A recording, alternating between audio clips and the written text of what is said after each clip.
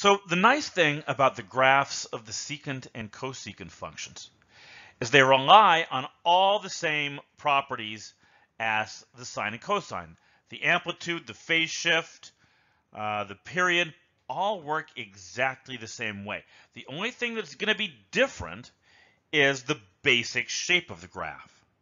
All right, so let's see what that basic shape is. To get there, I'm going to start just kind of with the identity here. The secant of x is 1 over the cosine of x. All right, so let me sketch the y equals the cosine of x in here. So let me see. I'm going to start with y equals the cosine of x. And I know in the past I've kind of stretched the scale on the y-axis. We're not really going to need to do that here, I don't think. So I'm actually going to put 1 here, 1 mark up. And then let's see. So the cosine then is 0 at pi over 2. And it's -1 at pi. And then it's 1 again at 2 pi, which is about 6 1/4. 1, 2, 3, 4, 5, 6 plus a little. I'm going to call it, whoops, right there. And it's going to put the other intercept here in the middle. And I want to do more than this. Let's get at least one more period in here. So we'll go here, and then pi, negative pi will give us that one. And then 1, 2, 3, 4, 5, 6 1/4 will give us -2 pi, and the intercept is in the middle. All right, so that gives us a good 2 periods to work with. So let me sketch the graph in here. It looks like this, and then up and down, and up. Of course, then it turns around and starts heading back down again. All right, so now let's talk about what the cosecant looks like.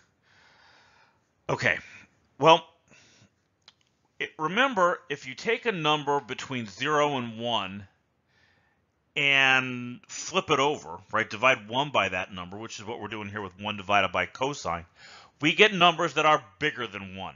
For example, 1 divided by a half is 2. 1 divided by a third is 3. So that's kind of giving me a hint here. At 0, the secant is 1 over the cosine of 0, which is 1. So they're going to kind of match here at these points, right? And then what happens? Well, look, we've got these x-intercepts here. Those are the points where the cosine is 0. Well, the points where the cosine is 0, the secant is 1 over 0, and that's undefined. So at all of these x-intercepts, I'm going to draw a vertical asymptote. And let's see, I've got another one over here.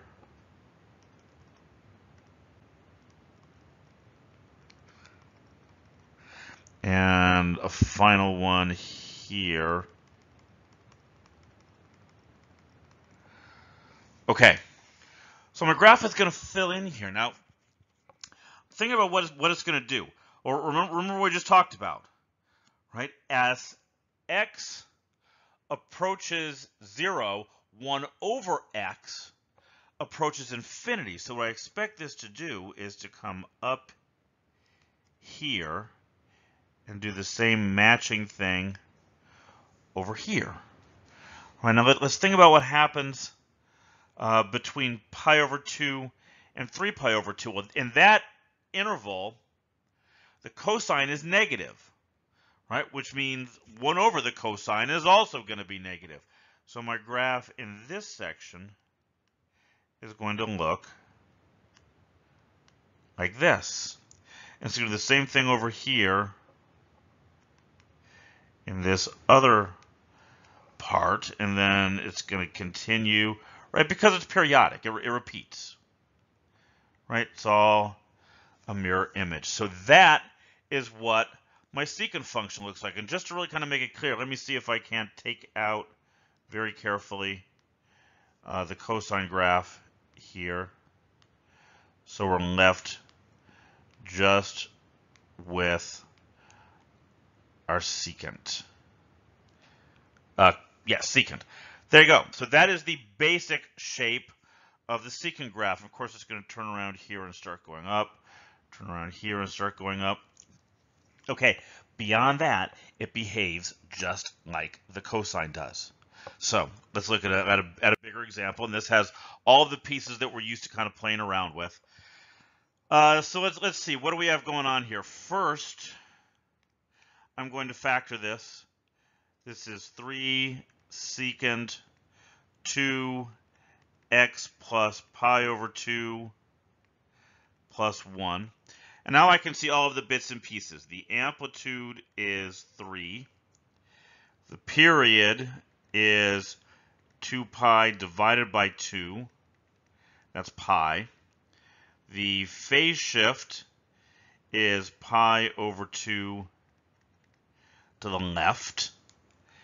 What else do we have going on in here? And there's that 1 at the end. Horizontal shift up 1. Okay, so the way I like to think about this is to kind of play off of the maximum and minimum values and the asymptotes. Right? So let's see. The minimum value, or the maximum value, the cosine function starts off here at 0. Right? Now, this thing has a period of pi. All right, so I'm going to go over pi, and that's where I'm going to hit 1 again. Right? So, and we just like we've done before, let's label some of these pieces. This is pi, comma 1. This point is 0, comma 1.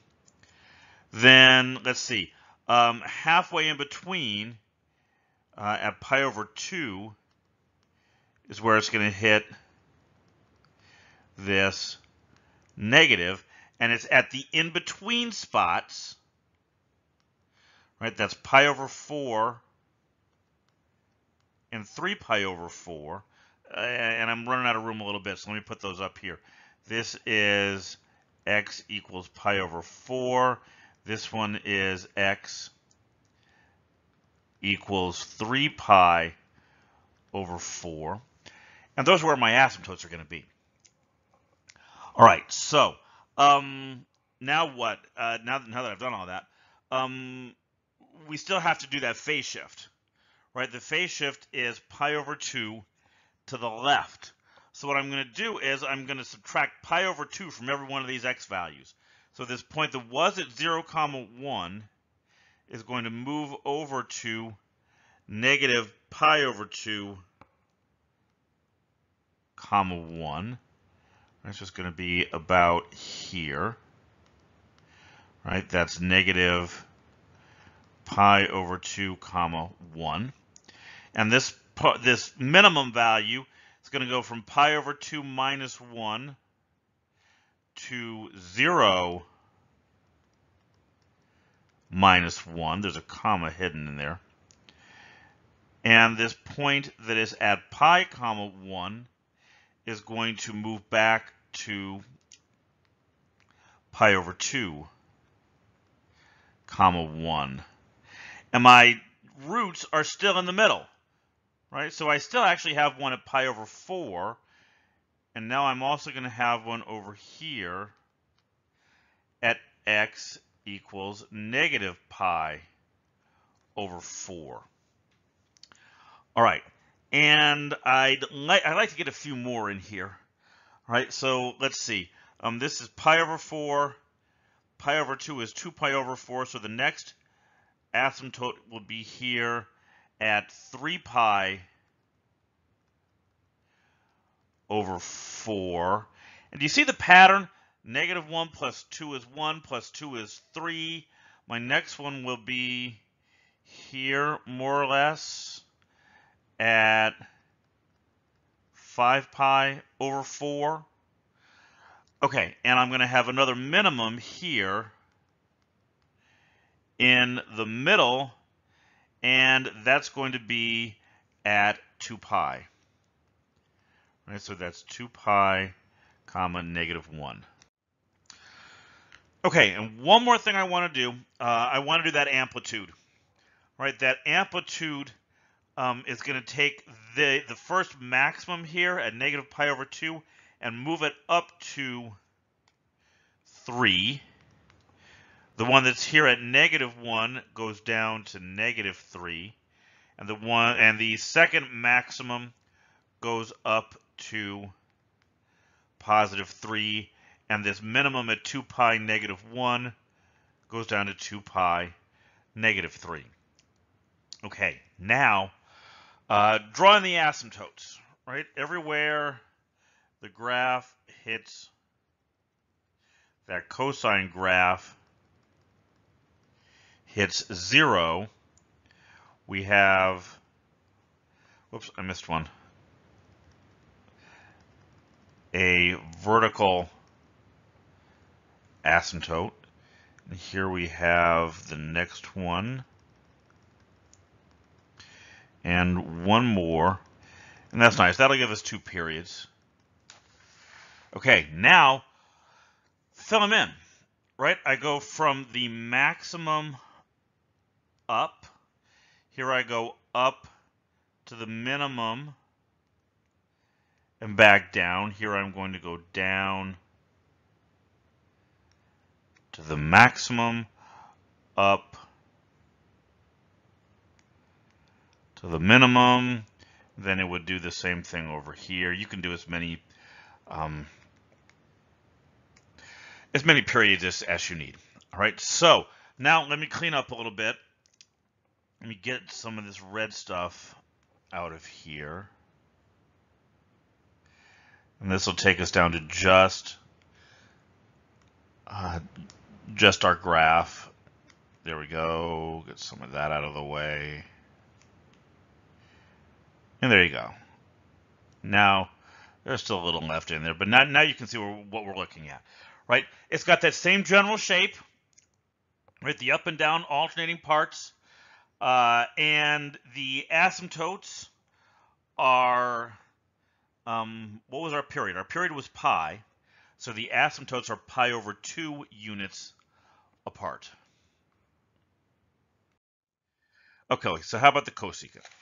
Well, cosecant is 1 over the sine of x.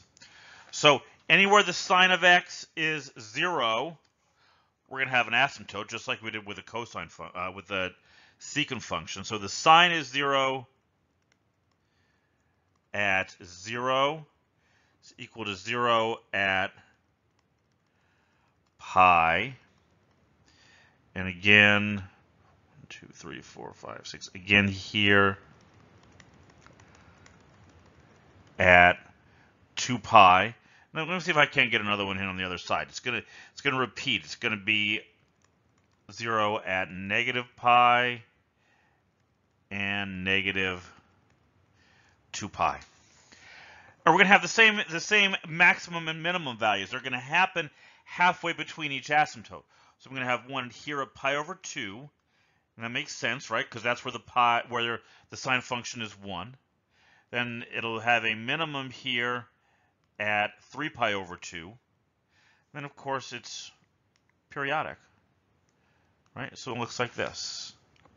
And I can draw in my graphs. Come down to the minimum. I'm going to do it again in here, and finally in here. Right, and that's what our secant function looks like. Just like the sine and cosine, the secant and cosecant are very similar.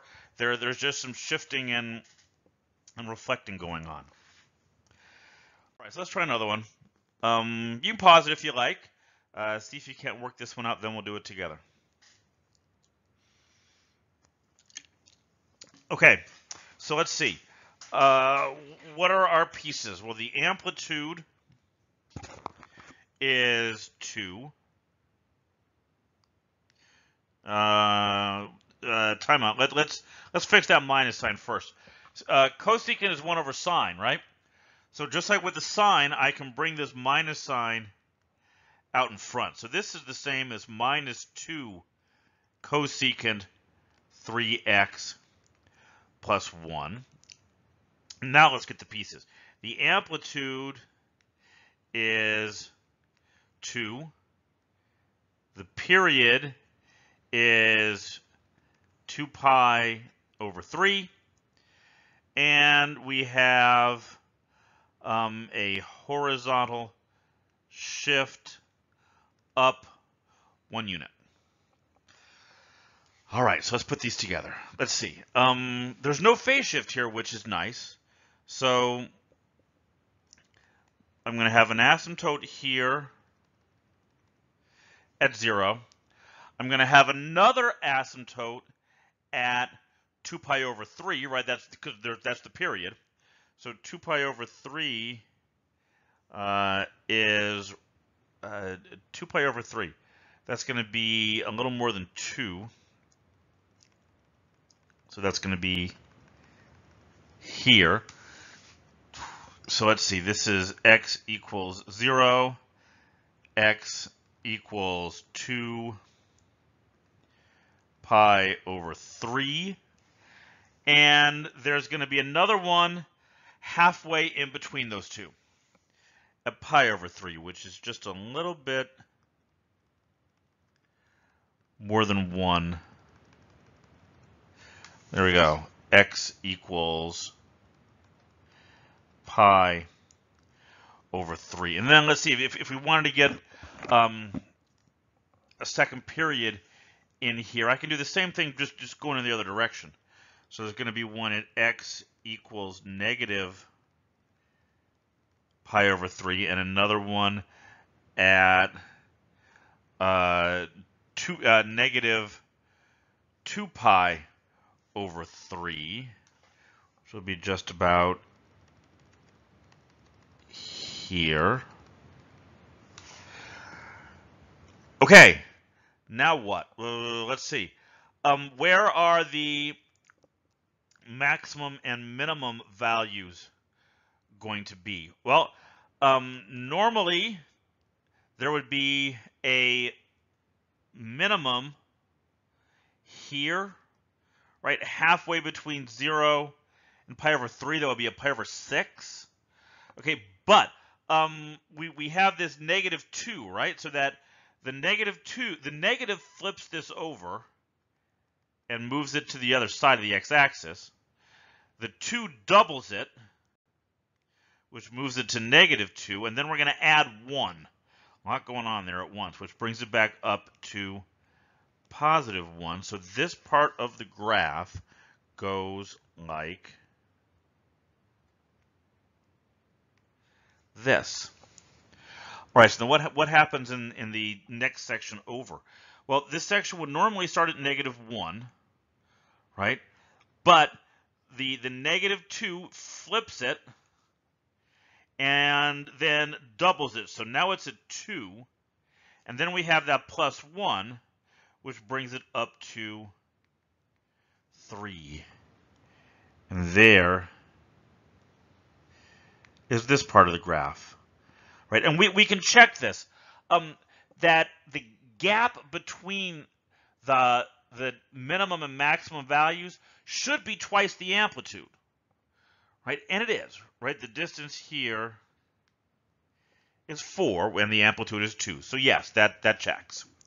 All right, now to get more intervals, it's just a question of duplicating it, right? Because the function is periodic. And that's what it looks like. All right, so that's the secant and cosecant.